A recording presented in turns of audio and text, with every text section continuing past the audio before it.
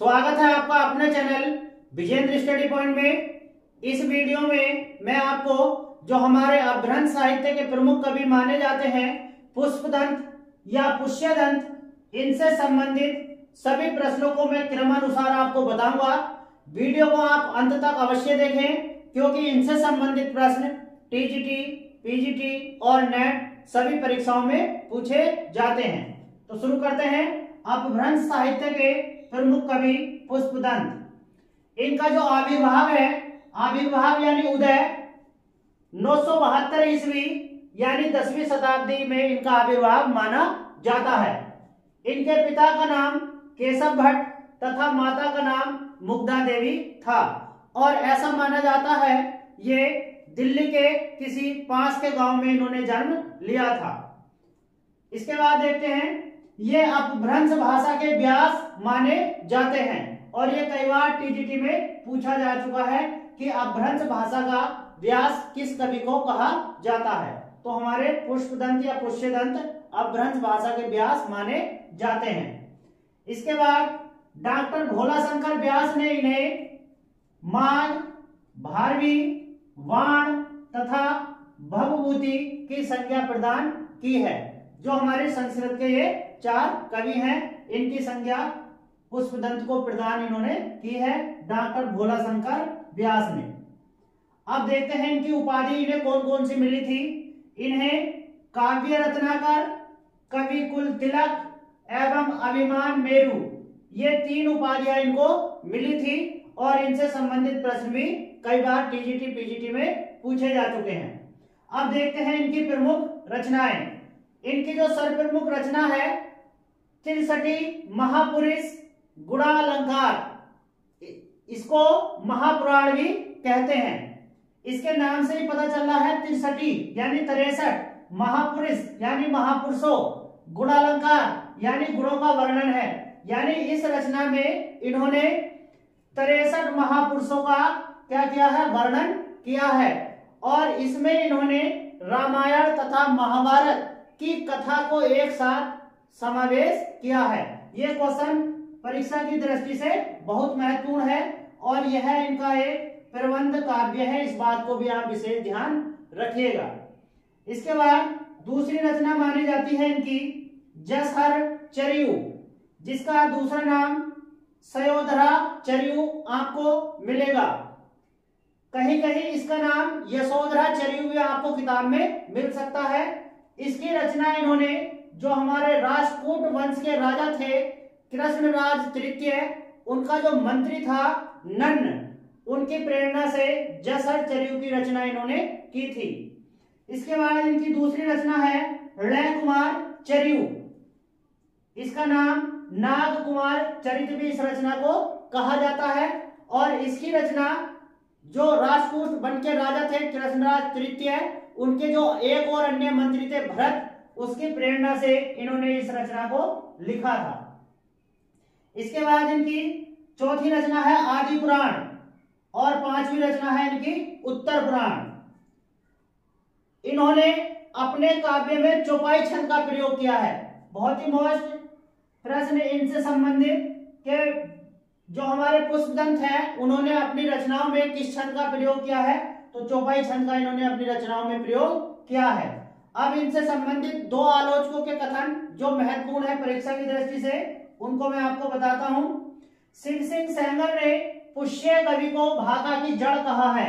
ये कई बार टीजीटी और पीजीटी में क्वेश्चन पूछा जा चुका है कि शिव सिंह सेंगर ने किस कवि को भाका की जड़ कहा है, तो हमारे हैं वो पुष्य कवि।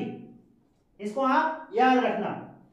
आचार्य हजारी प्रसाद द्विवेदी का कथन है, यह पुष्य कवि संभवतः अपभ्रंश का प्रसिद्ध कवि पुष्यदंत है जिसका आविर्भाव 9वीं शताब्दी में हुआ है। यानी इनके अनुसार, द्विवेदी जी के अनुसार, जो हमारे कवि हैं पुष्य और पुष्पदंत, ये दोनों एक ही कवि हैं। पुष्पदंत के बाद जो हमारे अपभ्रंश साहित्य के अन्य महत्वपूर्ण कवि हैं, इनसे संबंधित प्रश्न भी आपसे पूछे जा सकते हैं। तो देखते हैं, अन्य कवि हमारे धनपाल, इनका समय 10वीं शताब्दी माना जाता है। इनकी जो प्रमुख रचना है भविष्यत कथा या सूर्य पंचमी रास है और यह इनका एक क्या है, प्रबंध काव्य है। आपको विधा भी प्रत्येक रचना की याद होनी चाहिए। इसके बाद जो हमारे महत्वपूर्ण कवि हैं जो इंदु, इनका समय भी 10वीं शताब्दी माना जाता है। इनकी 2 रचनाएं मानी जाती हैं, परमात्म प्रकाश और योग सार। इसके बाद जो अन्य कवि हैं हमारे अब्दुल रहमान, जिनका समय 13वीं शताब्दी माना जाता है। इनकी प्रमुख रचना संदेश रासक, और संदेश रासक से संबंधित कई बार प्रश्न पूछे जा चुके हैं। यह ग्रंथ 3 प्रकरणों में, कितने प्रकरण है इसमें, 3 प्रकरण है। कितने छंद हैं, 223 छंद है। और इसकी विधा क्या है, यह एक खंड काव्य है। इस बात का विशेष ध्यान रखेंगे। जैनेतर साहित्य में लौकिक प्रेम काव्य की शुरुआत, कौन से साहित्य में, जैनेतर साहित्य में लौकिक प्रेम काव्य की जो शुरुआत मानी जाती है वो संदेश रासक से ही मानी जाती है।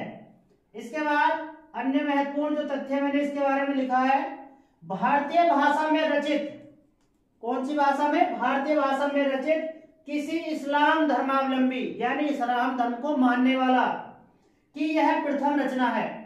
यह कई बार टीजीटी और पीजीटी और नेट में भी प्रश्न पूछा जा चुका है कि किसी इस्लाम धर्मावलंबी की भारतीय भाषा में रचित प्रथम रचना कौन सी है, तो वो कौन सी है, हमारी संदेश रासक। इसके बाद जो हमारे अन्य कवि हैं वो है राम सिंह। इससे संबंधित प्रश्न भी कई बार पूछे जा चुके हैं। इनकी रचना है पाहुड़ दोहा। इस रचना में इंद्रिय सुख और सांसारिक सुख की क्या कही गई है, निंदा की गई है, यानी बुराई की गई है। इंद्रिय सुखों की और सांसारिक सुखों की निंदा की गई है। पाहुड़ दोहा का अर्थ होता है दोहों का उपहार, और ये कई बार प्रश्न पूछा जा चुका है। इसके बाद जिनदत्त सूरी, इनकी रचना है उपदेश रसायन। यह 80 पदों का, कितने पद हैं इसमें, 80 पद हैं इसमें, का नृत्य गीत है। यानी इसकी जो विधा है वो क्या है, नृत्य गीत है। रासलीला काव्य है, यानी नृत्य गीत रासलीला काव्य है। भक्तिकालीन कृष्ण रासलीला परंपरा, इस बात को आप विशेष रूप से ध्यान रखेंगे।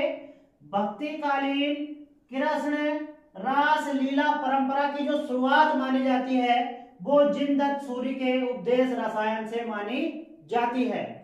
तो इस वीडियो में मैंने आपको जो हमारे अपभ्रंश साहित्य के महत्वपूर्ण कवि थे सबके बारे में मैंने आपको बता दिया है।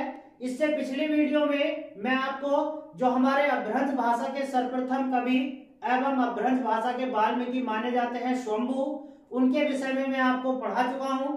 यदि वह वीडियो आपने नहीं देखी है तो पीछे जाकर आप उसको देख सकते हैं।